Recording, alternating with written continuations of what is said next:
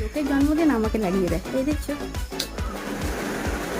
দেখ ওর মধ্যে wrapping paper আছে। না দেখ সেই 25 বছরের জন্মদিনের মতো